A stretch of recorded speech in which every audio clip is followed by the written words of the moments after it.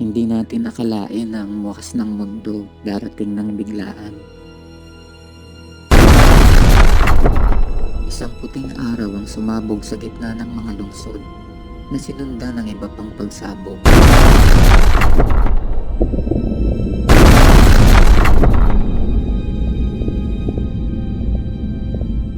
At sa isang iglap, nalimutan ng mundo ang mga tao.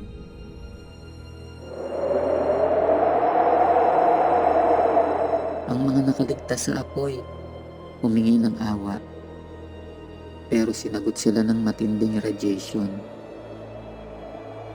Binago ang tao tungo sa mga nilalang na naglalakad, gutom, at nagdurusa. Hindi nagluksa ang mundo. Nagpatuloy lang ito na para bang hindi tayo kailanman nabuhay.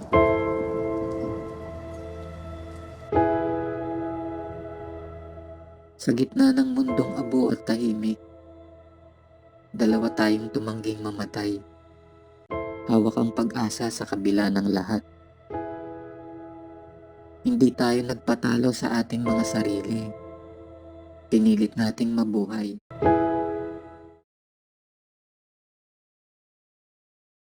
Baka kailangan na talaga nating pag-usapan to. Ang alin? It's been what?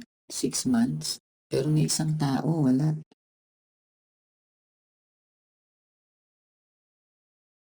Mukhang tayong dalawa na lang talagang natitirang tao sa mundo. Malamang.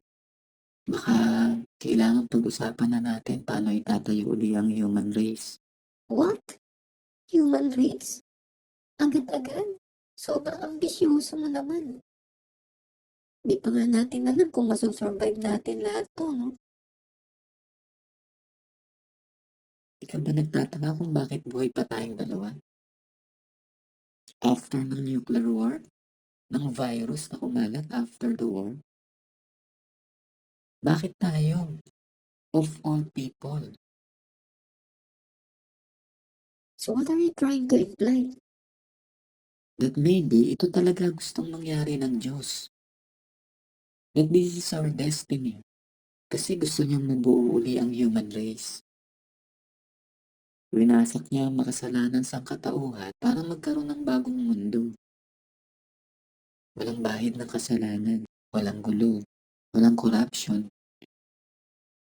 Wow, ha? Ikaw talaga yung pinili niyang bumuo ng bagong sangkatauhan. Ikaw na pinaka-bad boy sa UP. Ilang gulo na ba kinasangkutan mo? Ilang babae na ba yung pinaiyak mo? Ilang goods na yung dinayquat mo sa shopping center? Yun ba yung dahilan bakit mo ako binasted? Dahil lahat ng hinahanap ko sa isang lalaki, wala sa'yo. Wala namang perpekto sa mga binigyan ng Diyos ng malaking role para baguhin ang mundo. Lahat sila may kahinaan. Lahat may bahid ng kasalanan. Ang mahalaga, nagbago. Hindi ka na magbabago. Babago ako alang-alang sa survival ng human race. At mabubuo lang uli yun pag magkasama tayong dalawa. Huwag mo akong isama sa kalokohan mo, no? Hindi pa nga natin alam kung saan tayo kukuha ng pagkain mamayang gabi. Hindi na tayo lalaban. Hahayaan na lang nating mamatay ang mundo. No comment. Sold na ako dun. At least ngayon, medyo bukas ka na. Hindi ka tulad kanina, saradong-sarado ka. Patunayan mo munang kaya mong bumuo ng human race. Pangako. But first, may kailangan din akong patunayan sa'yo Ano yun? na nagkamali ka ng pagbasted sa akin. Talaga lang ha? Naiisip mo pa yun sa sitwasyon natin ngayon na sadlak na? Kailangan kong gawin yun if we want to survive, guys. For what? Hindi gunaw na ang mundo. Yun pa rin ang nasa utak mo. Yun na nga eh. Iisa lang ang bagay na kailangan para masurvive natin lahat to, Jess. And it's not food, medicine, weapons. Pero tiwala, pagmamahal. Kakayanin natin to kung nagmamahalan tayo. Yun ang magbibigay sa atin ng lakas to go on. To continue fighting. Jess, tandaan mo to. Hindi kita pipiliting mahalin ako. Maghihintay ako.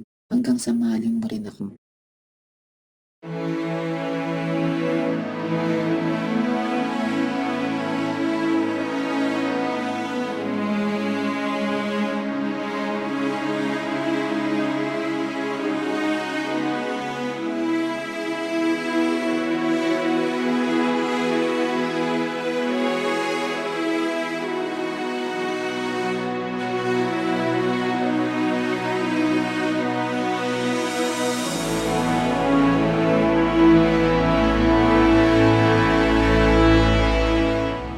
Hindi tayo nagpatalo sa ating mga sarili.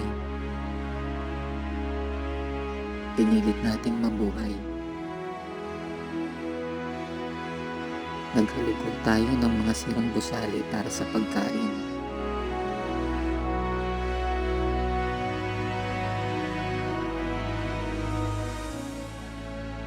Tumakbo tayo sa dilim para takasan ang mga anino na minsang naging tao.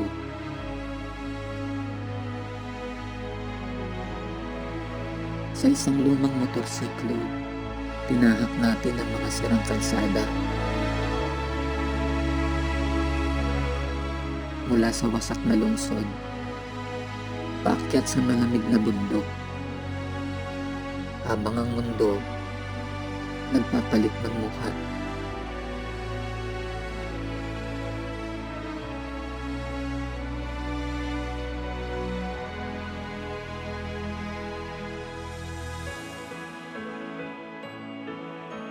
Tinupok tayo ng matinding init ng tag-araw. Nanginig tayo sa lamig ng nyebe na nangyari dahil sa pagbabago ng klima.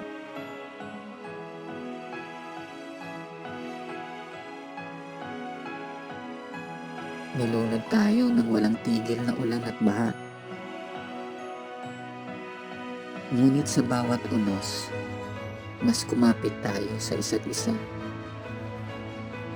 Hanggang isang araw, sa dulo ng pagod at takot, ng paghahanap na tila walang hanggan, may natagpuan tayong lugar na hindi pa tuluyang namamatay.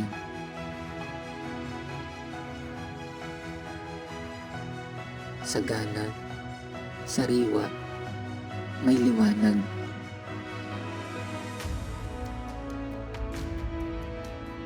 Bumaba tayo mula sa burol at nakita natin ang isang paraiso. Ang bagong Garden of Eden. Doon, sa gitna ng wasak na mundo, nakahanap tayo ng sanktuaryo na tinawag nating tahanan. Patunay na kahit gumuho ang lahat, may pag-asang marunong maghintay sa mga hindi sumuko. At sa wakas, nabuo ang pag-ibig na magpapatatag ng determinasyon nating mabuhay pa.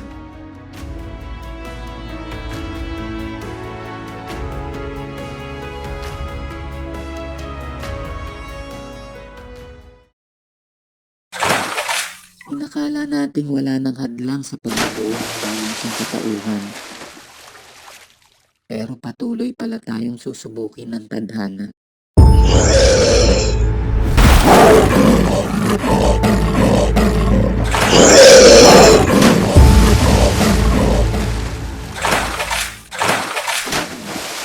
Kung kakayanin nating magpatuloy pa o hindi na.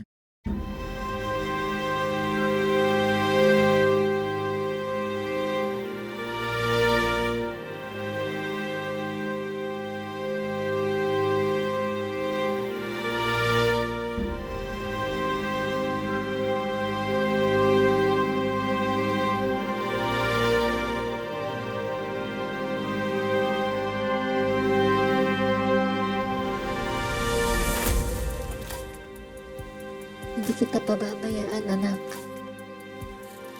Ikaw ang magbibigay sa akin ng lakas to go on.